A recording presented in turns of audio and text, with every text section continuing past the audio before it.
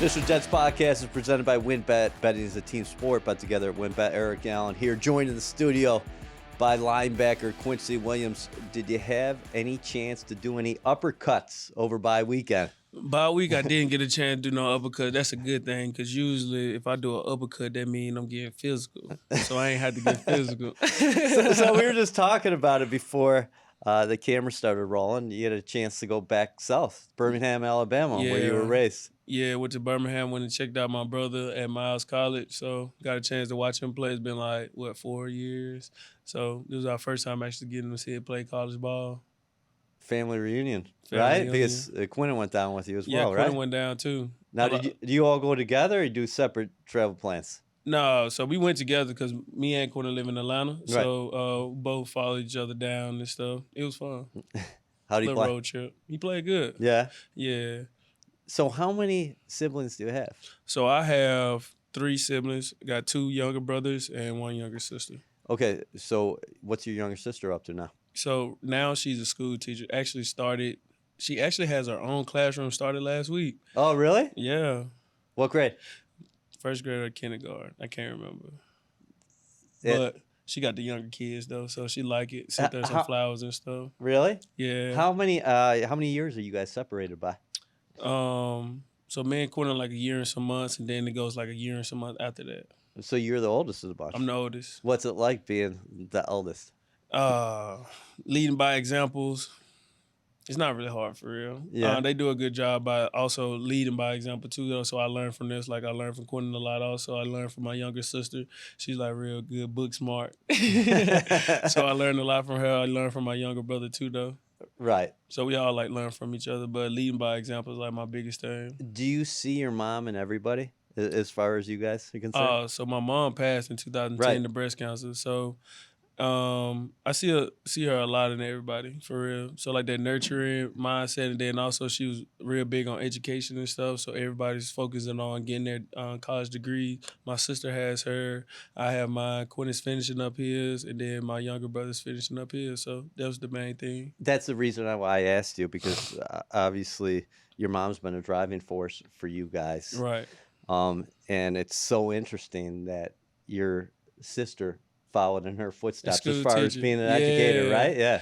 Yeah, so she actually works with some of the people that were coworkers with my mom. Oh, wow. Yeah, so it's great. That's cool, keeping the spirit alive, no doubt about that. So that's awesome. So you guys had an opportunity to get together. You got the chance to watch your younger brother.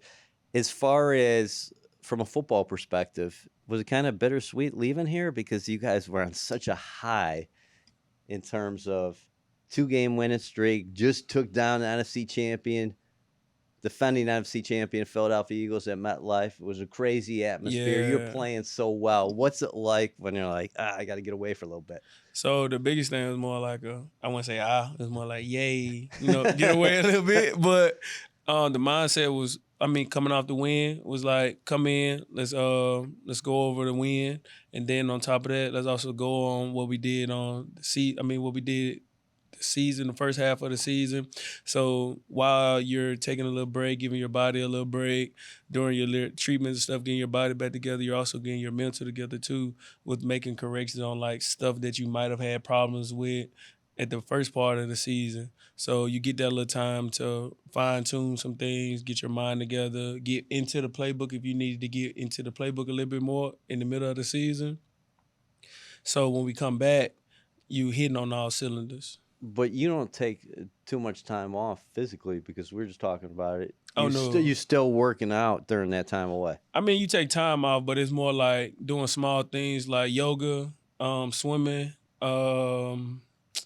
light jogs, walking with your family and stuff like that. Walking the dog could be an exercise. So really just staying moving. I did a lot of eating though. Did you? Yeah. What do you eat down there? So this was my plan. So I worked out in the morning. Yeah. I had a light breakfast so I can eat good later on. Save up, I was skip back lunch. at home, skip lunch. Yeah.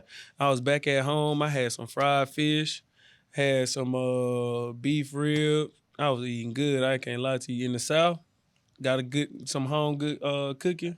Came back up here. Because you pay attention to your diet so much, you can Up have here? you can have a couple cheat meals while you're away down there, right? Yeah. So I actually thought about it on like, all right, how I'm gonna cheat this real quick. So I did light breakfast, no lunch. Oh, I'm going ham at dinner. Yeah. So I wanted to ask you, during the off season, your younger brother, Quinnen, picked up swimming with you. Is that the first time he's ever done that in the past? No, so the reason why I started playing football is because we got in an argument on like one day my tackle's gonna be worth more than yours. And I was like, one day my gold medal's gonna be worth more than yours because I was swimming. So we ended up changing sports, actually just competing with each other. So it was another way we can like spend time with each other and then also compete with each other. So he swims too. But it's not like really competitive. But he's a swimmer too though. But was this the first off season where he was more competitive with it? Because he talked about it here before training camp that, hey, listen, I really worked on my body again this off season. One of the things that I was doing was the swimming. Yeah, I mean, we had to talk about it, and he was like, wanted to just fine tune like those little things or whatever. And I was like, bro, swimming is like not really a big pound on your body like running and stuff, but you also get the conditioning too. So he was like, all right, bet. Got back in the pool and tried it. So I wouldn't say that he hasn't been swimming, but he did this offseason start back getting into the pool a lot more. Did you give him a training program? I ain't give him a training program. More like he was following what I was doing, but just cutting like a couple of reps off. So what do you do when you get in the pool though? So when I get in the pool, do like normal movements and stuff like that, as far as like a regen type mindset. First, do a little warm up, and then it's first the sprint part of it. So you're mostly like swimming as fast as you can for like half the meter of the pool, and then you're coasting the rest of the way. So you do those. So that's basically like me doing 110s on the field. So like I'm taking off full speed, and then I'm coasting the rest of the way. But yet I'm just doing it in the pool now. So plus you get resistance too with a short amount of distance. So it's kind of like the same thing. You just getting more resistance in a short amount of distance. So it's like you kind of work hard, and then less pounding. Yeah, and then you kind of working on your breathing too though. So when you're running outside, you breathing in and out, in and out. In the pool, if you breathe in and out, you're gonna die. You're gonna drown. So really, so like that sprint part, up under the water, holding your breath, only breathing out. So it's like you basically pushing off and pulling out. So it's kind of like training your body. So on the field, you run the same way, but it's no resistance now. Have you gotten CJ Mosley to swim? Nah. No? We still trying to teach him how to swim. Yeah, really? Yeah. That's awesome. Okay, so I wanted to talk to you a little bit about your season to date. I'm getting this out right here.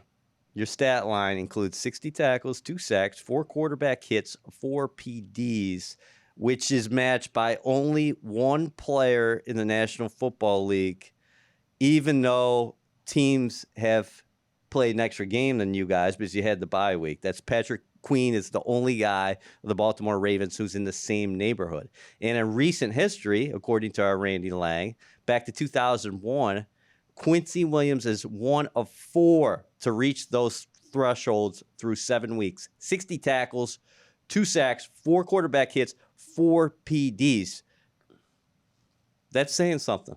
I mean, 2001, that's 22 years. Yeah. Yeah. So what's been the key to the start? Key to the start is starting off fast. My biggest thing during the off season was how can I get an extra edge, or like how can I basically like put it all together.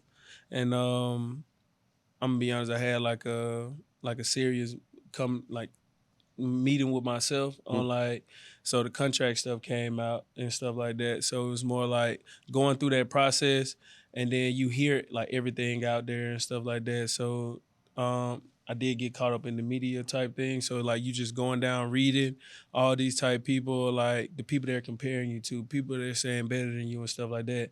And then the Jets came, offered me a number. We was in contact with that and stuff like that. And me, it was like, what are you going to bring to this team type thing? Like me and Rudy have serious conversations. Right. Like, all right, we know you coming here. All right, bet. So what you going to bring to the team now? So it's like, all right, it's time to take an extra step now. So I started thinking about like getting the edge and making the Pro Bowl. Talked to Quincy. He made the Pro Bowl last year. Had a conversation with him. Every single day he was calling me, showing me like the different stuff that was going on, the people that he was meeting and stuff. And I was like, bro, next year I'm gonna be there with you. Like, For real. So like that mindset was like, all right, now let's buy in. How do I get there? So first thing I started with calling CJ back because he's a Pro Bowler, Right. like solidified Pro Bowler a couple of times. 5 times. Yeah. So I was just being honest with asking him straight up, like, bro, like no big brother talk, no like tell me what I want to hear type talk. Like, bro, how do I get to the Pro Bowl? And he critiqued me. Then on top of that, he told me about some off the field stuff. And then like me and CJ talk about everything. And then he come out and be like, you got to stop doing this. You got to start doing that. And I just start writing stuff down, buying in. Big step was the nutrition thing, just being available and stuff like that. Next person I went to was the team dietitian, Nikki. Yep. Talked to her about, what I want to play at, what I feel comfortable playing at, and then telling her like how my body fluctuates throughout workouts, training camp and stuff. So she came up with a good plan for me. Been sticking through it. So it's like now it's more like now I have all these things. Now is up to you to do them now. So boom. CJ also talked to me about the training and stuff. Quincy talked to me about moving to Atlanta. I ended up moving to Atlanta closer to him, being more focused on like family and stuff like that. And then Quincy told me that when you align your life off the field, then your on the field life will align too. So taking all the constructive criticism, all the advice they gave me, bought in, moved to Atlanta closer to my brothers and them. My siblings, my family and stuff like that, so I can have like a focus. So your why is closer to you, so you know why you're training type. So move closer to them. Bought in on my nutrition, bought in on my workouts and stuff like that. Ended up training with Lillian in Atlanta. So that was really it. Really, I just bought in. But on the back of my mind, every game, every practice, showing people that I'm the best linebacker in the league. And that's my mindset coming in. And then not really like proving nobody wrong, but proving myself right. Like I know for a fact I'm the best linebacker. So when we was going through the contract talk, it ain't had nothing to do with like the number of the Jets. It was more like whatever number y'all give me, I know for a fact I'm finna show out and get this second one. Yeah. So the money ain't the problem. It's I want my stamp. Like I want my respect in this league. I want my stamp. So like no matter what happened, I want my stamp. Every single game, this many tackles, that many tackles, I don't care about none of it. Like when you was sitting over here reading off them numbers, I don't care about none of that. I want my stamp in this league. Yeah. So like now, I'm getting recognition and stuff like that. I'm still not done though. Like that's my mindset. Like I'm not done. How unnerving is it for a player? Because I don't think people on the outside take this into account that you finish a season and your contract's up. So what's going through your mind? Like, hey, I've been with the Jets for a couple years. Right. Starting to develop here. My brother's here. I think there are some pieces in place, but there is some uncertainty. Right. So how tough are those couple months leading into March? So a couple of months leading into it, the biggest thing is your mindset. So finishing out the season was my first mindset. Like, no contract talk. My agent don't talk to me about it. Let me finish this season because this contract is the one they gave me, so I want to finish this contract strong. Right. So then, after the season, all that's done. So basically, you're a free agent. Like, right. You ain't on no team type. So the mindset was, all right, let me hear what everybody got to say type. Boom. So then you start talking about, all right, so what is this to come? So boom, you start thinking about the season I've had. You start thinking about the game plan and stuff like that. You start thinking about the camaraderie with your teams. And then you also got to think about how, like, you're going to have to play at this team for, like, the next couple of years or whatever team you pick. So it's like, what team would I pick that it feels like a brotherhood on top of that? And then also you're competing. You're competing against the NFL, but you're also competing on the team. Mm-hmm. So after all that, man, the Jets checked my box and all of them. And then also my brother here too. Yeah. But when it comes down to definitely bonus taking the brother away from it, because at the end of the day, we both our own men and his contract was coming up too. So like he got the same decision to make. So I can't make my decision off him. It was really like, what's the best fit for me type. And then I already knew the playbook coming into that mindset. Right. So that was my mindset for real. But that was huge. It was a huge agreement for the Jets because you didn't actually hit the market. People were talking about, okay, well, this is what it's going to be and whatever, things like that. But a couple days before free agency actually commences, it's like the Jets agree to terms with Quincy Williams.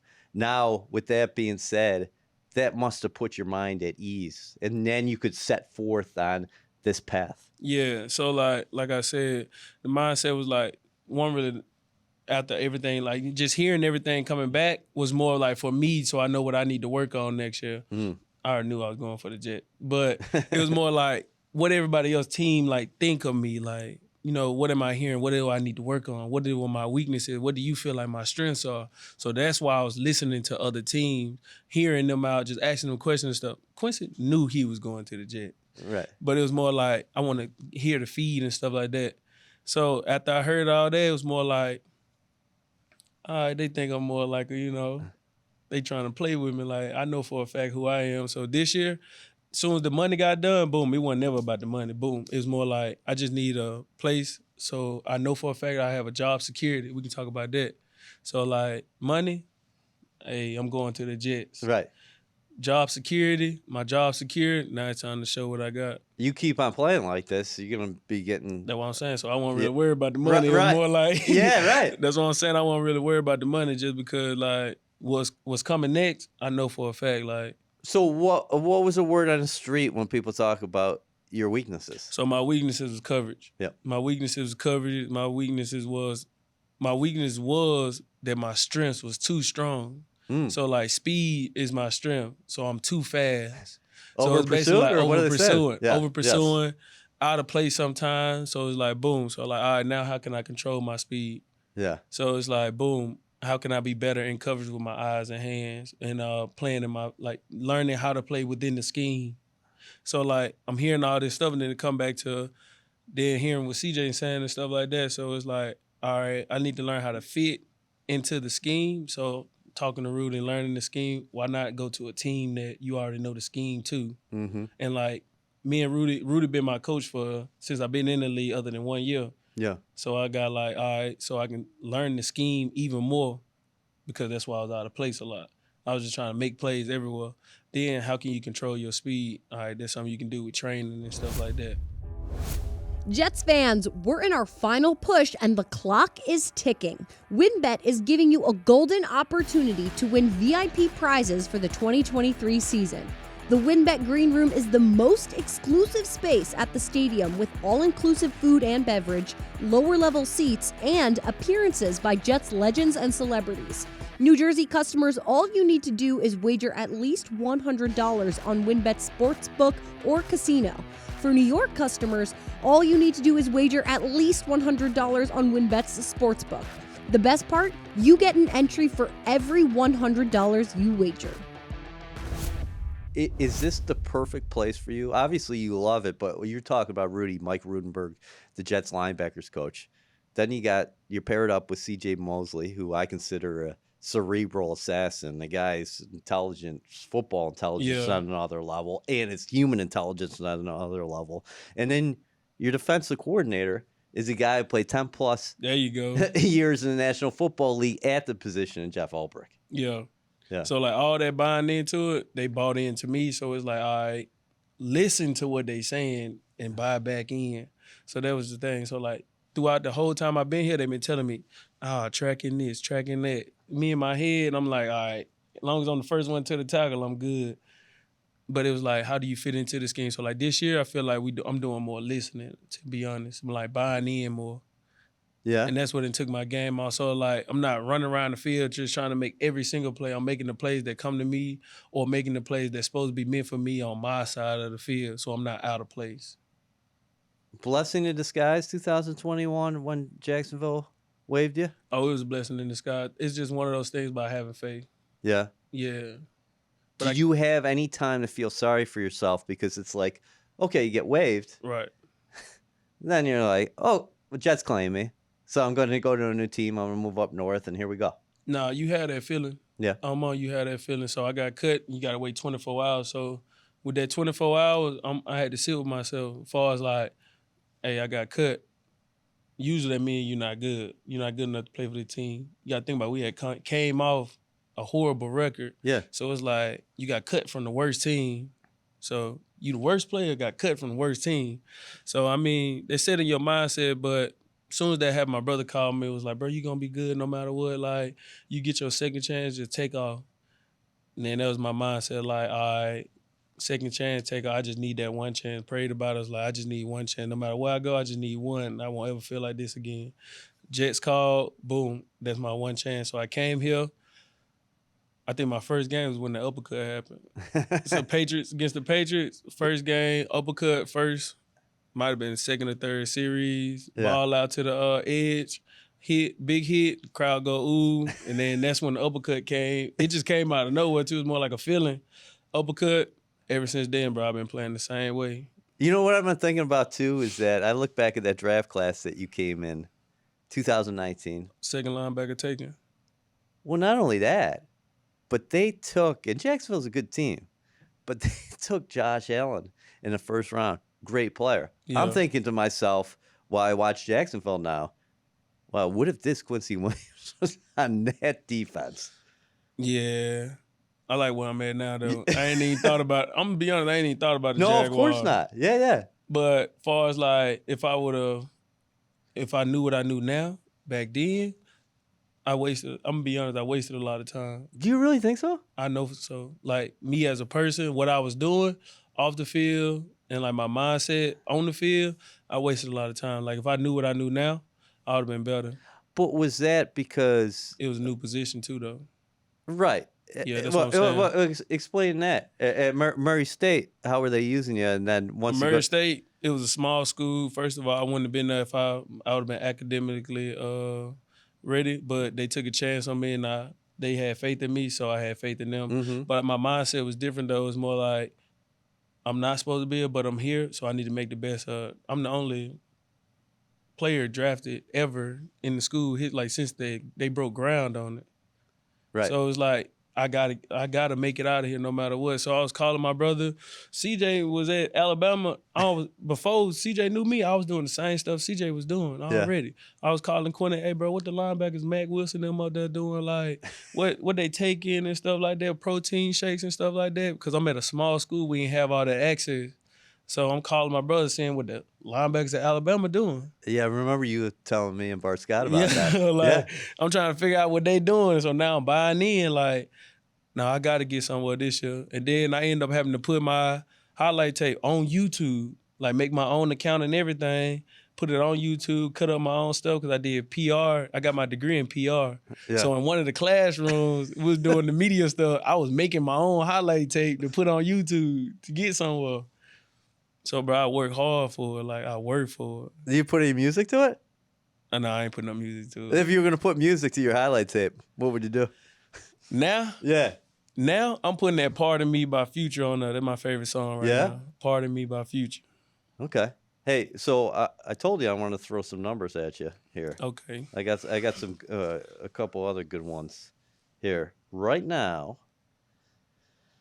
you and C.J. Mosley, according to Pro Football Focus, lead the National Football League in coverage grades for linebackers. Mosley number 1 and you at number 2. What do you think about that? Because you were just talking, the reason why I'm bringing that up is you're talking about, teams talking about coverage being my weakness. That's what I'm saying. Well, here you are. Yeah, but the biggest thing with that is we on the same page, though. So, like, during the offseason, we talked about it or whatever. So, like, now, during the week, we game plan. Now, I wouldn't say game plan together, but we talk, like, what do you see right here? How you see this right here? So, we be on the same page. So, on Sundays, it's basically like we moving the same, we speaking the same language. Right. And we standing right next to each other. But it's like, he know what I'm going to do because I did it every single day at practice. So, like, he trust and believe, like, all right, if he coming, he not supposed to do it, but Quincy going to do it anyway, and I know for a fact he going to do it. Me, I know CJ feel like this, so I know for a fact this how he going to be. All right, bet. Yeah. So, like, just having that, it's good. Like, we on the same page. What does it mean to you if, well, I'm going to straight up ask you, is this the best linebacker tandem in the National Football League? Yeah, for sure. Yeah. And we just getting started, too. That's the scary part.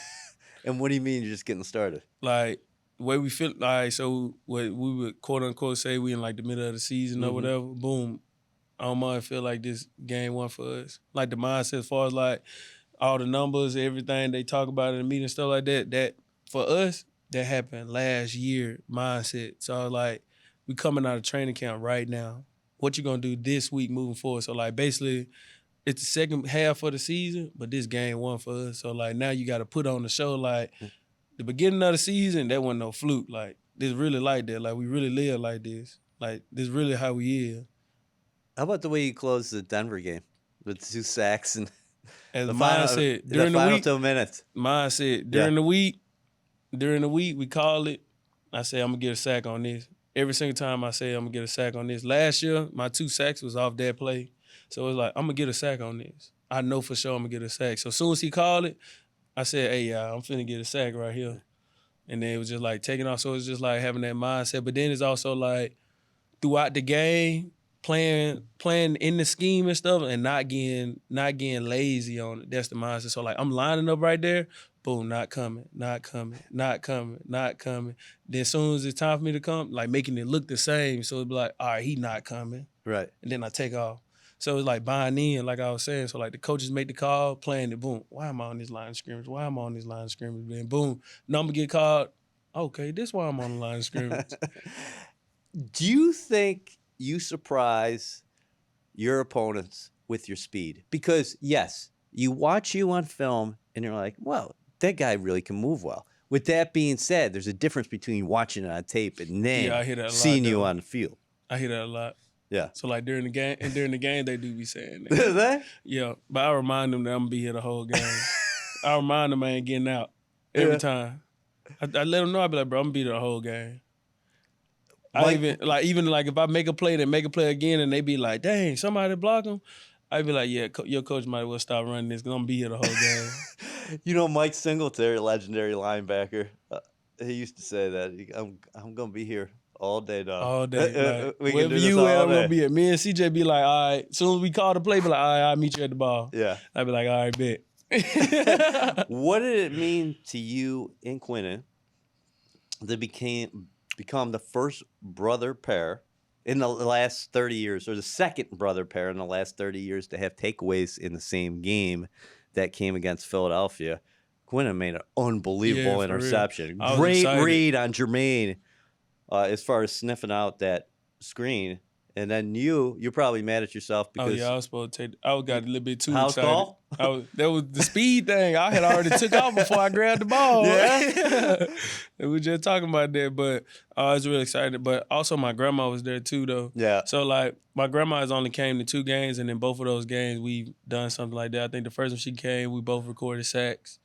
So we had that record. Then this game was both turnovers. So it's like it's great to celebrating them for my grandma to have something that be like, what makes every game different? Or like, well, we broke records in this game, and then on top of that, my grandma was there. You know what that means. Your grandma's got to come to every game. We've been trying to get her. She don't really like flying. We were like, hey, she got to start coming to more games. How much did she enjoy it, being at the Eagles game? Oh, she enjoyed it a lot. Yeah? Yeah. What's it been like, the crowd this year? I'm specifically talking about those 3 night games or the late afternoon games when you're talking about opening night against the Bills. Yeah. Week 4 against the Chiefs. Then, obviously, week 6 against Philadelphia. What's been the atmosphere? Man, it been feeling like Jet Light Stadium. I ain't gonna lie to you. Like this week, I know we play the Giants and we away, but I need all the fans there the same way. Like, it's a Jet Light Stadium for real. Like, it be rocking, and I love it. And like, I'm on defense, so it's like when their offense is up and how loud it get, I tell them I don't care if I can't hear the call because I know they can't hear. You feel me? I'm gonna just react. Yeah. But it be rocking, and especially like those times when they like cut the lights off and stuff, and they had like them little glow bands on. Man, on the field you be hyped. Yeah. Are the Giants a rival? Everybody a rival to me. I ain't gonna lie to you. Yeah. If you got on the wrong color jersey, you a rival. I like Even that. when I go to like sign people autographs and stuff, and then somebody who got the wrong jersey on give me something, I cross it out and then sign. I like that attitude. Gotta have that mindset all the time. So I don't know if you were traveling yesterday, but the Giants played. They won their game. Have you had an opportunity to take a look at them a little bit yet? I did a little bit, but it was most like a general watch. Today was more focused on making sure we fix the things that we had trouble with during the first part of the season. Tomorrow is more like game plan, and the next day is more like let's get into it. So I've watched film on it. So you got Just a broad. I Yeah. don't really have like a key. I don't really have any keys Right. or anything like that. Well, you probably got to prepare for your 2 quarterbacks because Tyrod Taylor's been They're playing the last couple games. Two different. Yeah. So like, you know, really, that's why I was saying more like I just watched the general thing of. So like Tyrod, you thinking of more like quarterback runs and stuff like that. Far as like the other one, yeah, I don't really know what we're gonna get out of that one. Danny Dimes and then Saquon Barkley, obviously a very accomplished very running good back. runner. Yeah. Okay, so in the second Good half, tight ends too. Yeah. Yes, Ingram's been playing well. So, what's been happening in the second half? You guys been dominant, and then conversely, I know one of the things that you were emphasizing is we got to start off faster. Yeah. So like the biggest thing is starting off faster, but when we come to the sideline, then also when we go in the second half, the reason why we've been playing so good is because when we come to the sideline, our coaches or us would have like a plan for how we need to stop this. Mm-hmm. But the biggest thing is the coaches listen to us because we're on the field, but then we are also listening to the coaches because they know the calls and stuff like that. So it's like it's a good, like we're good working together. So we're fixing the problem faster so it won't hit us again. So like if it hit us one time, which means first 15, you don't know what they're gonna do. They might do something that we unscouted. You see what I'm saying? So as soon as we get to the sideline, we're going over it, planning for it. All right, bet. So we on the same page if it come again. So as soon as it come out again, so like a certain formation or something like that formation of the day, it's crazy because everybody on the field be talking. Really? From the corner to the other side, be like, hey, that's the play from earlier. And then boom, we all on the same page with it. So that's what been the difference for real. What don't people know about C.J. Mosley? What they don't know about C.J. Mosley? Yeah. Oh, Lord. I ain't gonna lie, C.J. quiet. Yeah? He quiet unless he know you. If he know you, he cool people. You get it out of him? Yeah. I ain't really got no trust. I'm like that little brother, you know, that always picking up. Like when I first got here, everybody was like, bro, this is the most he's ever talked. He got handshakes on the field now. It's like he's younger. He feels like he's younger now. Yeah. Yeah, but he cool people. But when I first got here, he wasn't talking. I guess he was in that like leader type mindset and stuff because there was a lot of young people here and stuff. And I was like, I don't know. I can't really take nothing serious. I like to play like loose and stuff. Right. So it's like handshakes and stuff, smiling and stuff, making big plays. We got like celebrations and stuff. I ain't gonna say he old, but it feels like he playing a little young. He moving a lot faster too. Now he done started getting a little edge on me on making it to the ball fast. I just started moving a little bit faster. Yeah. That's what it is for real. So you talked about being in Atlanta in the offseason and training and being closer to your family, specifically training-wise. You always get after it, but what did you do differently in the offseason? And you mentioned diet before, too. You had a couple cheat meals this week, and you deserve those. Right. But what did you do? Training? Yeah. Training, it was more like, I do a lot of training. So like in the past, I was just doing a lot of everything, like moving fast, swimming, diets, all that kind of stuff. This off-season is more like slow down. So it's like not training so much. Okay. So it's like I was training to the point where like my body ain't never get a chance to heal up. Right. So like me, I'm one of them people that can't sit down, nothing like that. Like they be like, take a day off. I'm gonna go do something. Yeah. Like, I wake up early, like no alarm, 7 a.m. I'm waking up. But usually I wake up 7 a.m., go bike, get in the sauna, work out 2-3 times. It was more like, you got to chill now. So then when I got with Lillian, it was like doing the drill slower. Yeah. So everything felt like it was slower. I even told her, I was like, all right, we taking forever to work out. I'm working out in the middle of the day. Then on top of that, we doing the drills. I'm doing the drill slow, the footwork drill slow. And she was like, you got to learn how to control the speed. So... And CJ said the same thing too, though. It was more like CJ's faster than me on the field because his moves are precise. So while I'm taking 4 steps, CJ's only taking 2 steps. So it's like getting that mindset and then also seeing when you see the ball take off. So it's like the little cheetah mindset. And you do watch a video of... Oh, yeah. I got it on my phone. Cheetah chasing a gazelle. I saved it. Yeah? Hunting gazelles. He hunting gazelles. He hunting rabbits, too.